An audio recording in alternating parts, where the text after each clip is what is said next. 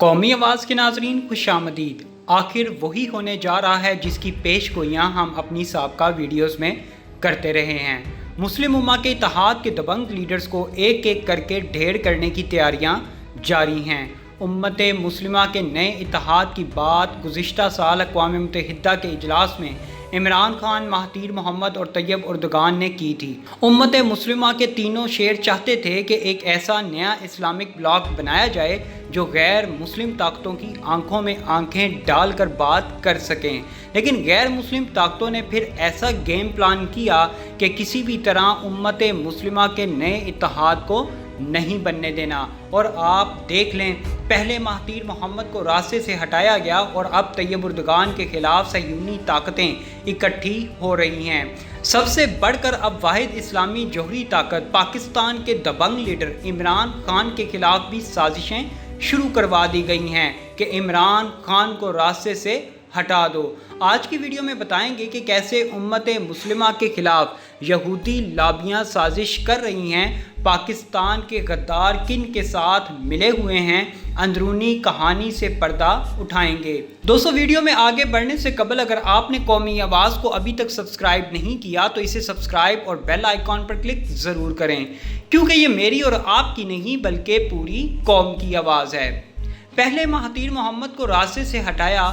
Tayyip Erdogan کے خلاف یورپی اتحاد جنگ کرنے کے لیے بہانے تلاش کر رہے ہیں، اور سب سے اہم امت مسلمہ کی واحد جوہری طاقت والے ملک پاکستان میں طیب اردگان جیسا دبنگ لیڈر عمران خان آ گیا تو اب اس کو بھی راستے سے ہٹانے کا منصوبہ فائنل ہو چکا ہے، کیونکہ غیر ملکی طاقتیں جانتی تھیں کہ اگر پاکستان میں کوئی سچا اور دلیر لیڈر آ گیا تو امت مسلمہ مضبوط سے مضبوط تر ہوتی جائے گی۔ اسی خطرے کو سامنے رکھتے ہوئے اب عمران خان کے خلاف سازشیں تیز کر دی گئی ہیں۔ اپوزیشن کی بڑی جماعتوں مسلم لیگ نون، پیپلز پارٹی اور جمعیت علماء اسلام سمیت متعدد دیگر پارٹیوں کی کثیر الجماعتی کانفرنس کی شکل میں ملک کی سیاسی صورتحال میں ایک بڑی ہلچل جنم لیتی نظر آ رہی ہے۔ اپوزیشن کی اس فعالیت کا فوری سبب بظاہر منی لانڈرنگ سے متعلق تازہ آئینی ترمیم ہے، جس کا مقصد حکومت کی جانب سے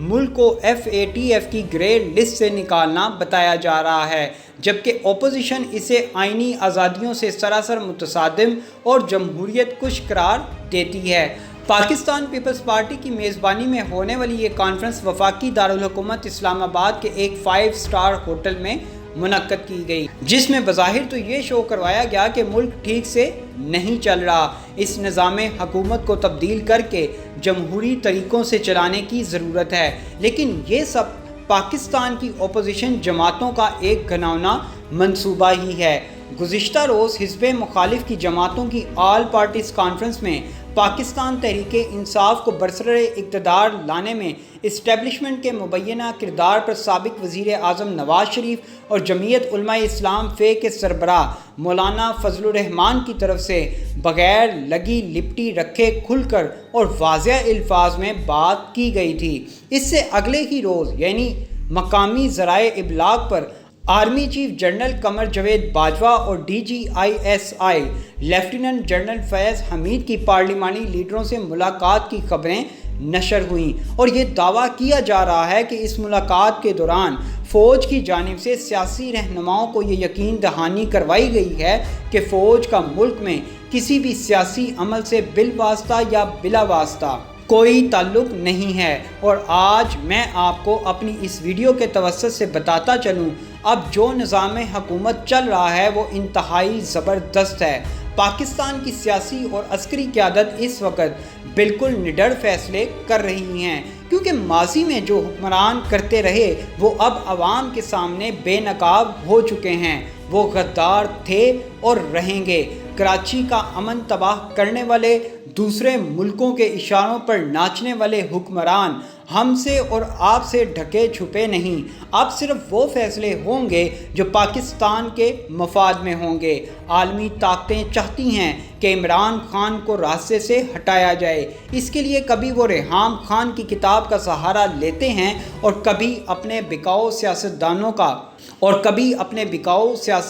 کا، لیکن یہ سب جان لیں اب نہ تو عمران خان کہیں جا رہا ہے اور نہ ہی آنے والے وقت میں پاکستان کی لیڈرشپ تبدیل ہوگی۔ صحافی تجزیہ کار عارف نظامی کا کہنا ہے کہ اے پی سی کے دوران سابق وزیر اعظم میاں نواز شریف اور جمعیت علماء اسلام کے مولانا فضل الرحمان نے اسٹیبلشمنٹ کے کردار پر واضح انداز میں بات کی، جس سے عام لوگوں میں اسٹیبلشمنٹ کے کردار سے متعلق شکوک و شبہات جنم لے رہے تھے۔ جب ان سے پوچھا گیا کہ FATF سے متعلقہ حالیہ قوانین پاس ہونے سے متعلق ملٹری اسٹیبلشمنٹ کو کس حد تک یقین تھا کہ وہ پارلیمنٹ کے مشترکہ اجلاس سے پاس ہو جائے گا، تو ان کا کہنا تھا کہ ملٹری اسٹیبلشمنٹ نے تمام معاملات کو دیکھ لیا تھا اور انہیں اس بل کے پاس ہونے کا یقین تھا۔ تبھی تو آرمی چیف نے پارلیمانی رہنماؤں کے اعزاز میں عشائیے کا اہتمام کیا تھا۔ اب یہاں یہ سوال پیدا ہوتا ہے کہ اے پی سی کا مشترکہ اعلامیہ اب آگے کیا ہوگا؟ گزشتہ روز 11 سیاسی جماعتوں کی آل پارٹیز کانفرنس کے اعلامیے کے بارے میں عارف نظامی کا کہنا تھا کہ اس اعلامیے میں جتنے بڑے دعوے کیے ہیں تو اب ان دعووں کی پاسداری کے لیے حزب مخالف کی جماعتوں کو کچھ کر کے دکھانا ہوگا۔ انہوں نے کہا کہ جس طرح میاں نواز شریف اور مولانا فضل الرحمان ملٹری اسٹیبلشمنٹ کے خلاف بولے ہیں، اس طرح پاکستان پیپلز پارٹی کی قیادت نے، جو کہ اس آل پارٹی کانفرنس کی میزبان تھی، کھل کر بات نہیں کی۔ انہوں نے کہا کہ استعفوں کے آپشن کو اعلامیے میں شامل کر کے پاکستان مسلم لیگ نواز اور جمعیت علماء اسلام نے سندھ کی حکمراں جماعت پاکستان پیپلز پارٹی کو راضی کر کے کامیابی حاصل کی ہے۔ تجزیہ کاروں کا کہنا ہے پاکستان چین کے ساتھ مل کر اپنے گیم چینجر منصوبے سی پیک کی طرف تیزی سے بڑھ رہا ہے۔ اس کی سب سے زیادہ تکلیف امریکہ اور بھارت کو ہی ہے، اس لیے اب امریکہ اور بھارت چاہتے ہیں کہ پاکستان کی ترقی کے پہیے کو ایک دفعہ پھر بریک لگوا دی جائے، جس کے لیے وہ عمران خان کی حکومت کو گرانا چاہتے ہیں تاکہ پاکستان کی قیادت دوبارہ ان ہاتھوں میں آ جائے جو پچھلے 20 سالوں سے پاکستان کو دیمک کی طرح کھا رہے ہیں۔ پاکستان کی سیاسی صورتحال کو اطمینان بخش تو قرار نہیں دیا جا سکتا، تاہم یہ کہنے میں کوئی حرج نہیں کہ پی ٹی آئی کی حکومت کو کوئی خطرہ نہیں۔ حکومت اور اسٹیبلشمنٹ ایک پیج پر ہیں،